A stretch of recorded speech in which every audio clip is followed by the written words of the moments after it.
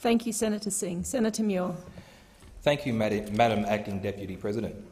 I'd like to inform you that this is not my first speech. I rise to make a statement on the Migration and Maritime Powers legislation amendment resolving the Asylum Legacy Caseload Bill 2014. Coming to a decision on this bill has been, without a doubt, one of the hardest decisions I've had to face. A choice between a bad option and a worse option. A decision that involves human beings, children, mothers, fathers, lives of people who have had to endure unthinkable hardship, people pushed to the point where they go to any lengths to seek asylum. In its initial form, I could not vote for this bill. What the government is proposing is not ideal. There are parts of the bill that I'm not comfortable with. However, to do nothing is not an option either. I fear that doing nothing will not help these people. The government has said that if this bill does not pass, the 30,000 people currently awaiting processing will continue to be left in limbo. The government has said that if this bill does not pass, the 1,550 people who arrived between 19th of July 2013 and the election will be sent to Nauru. The Minister has said that if this bill does not pass, he would be unable to use statutory process to assess refugee claims and would need to go through an administrative process. He has publicly stated what it means for those 30,000 people is they will just wait longer and longer and longer. I believe that this bill has many bad aspects. However, I am forced into a corner to decide between a bad decision or a worse decision, a position which I do not wish on my worst enemies. Ultimately, it is my desire to see the legacy caseload resolved with a clear pathway to permanency for those who are found to be genuine refugees and for those who are found not to be genuine refugees to return home. Unfortunately, due to the current government's policy, I do not have that option in front of me. The question is, if I am to vote this bill down because it is not perfect, am I making a worse decision for the people who desperately want to be processed?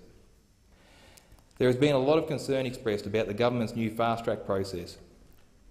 There has been claims that if a protection visa applicant has their claim denied by the Immigration Assessment Authority, then the only hope is getting that overturned by the High Court.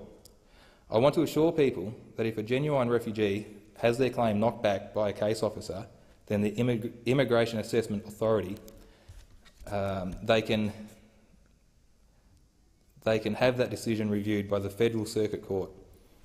Access to the courts for asylum seekers is something this bill is not taking away. I think it is important we remember that this bill is not about how we process people in the future, but how we process the current caseload left behind by bad policy. I fear for what may happen to people currently seeking some form of security and believe we need to give them a chance to contribute to society and to finally have a chance of getting on with their lives. This has been an extremely difficult process for me. I agree with the remarks made by my colleague, Senator Xenophon, who I know has been working extremely hard on this issue. There are many parts of this bill that I'm not comfortable with. Whilst I haven't had the opportunity to visit detention centres to hear their stories personally, I can't ignore a joint letter written by refugees on Christmas Island. In that letter, they state that if a TPV was the only option this government was going to offer, to accept it, because the mental anguish and pain can't go on. It was a plea, a loud cry for help. I have also tonight spoken with people who have worked closely with the detainees on Christmas Island.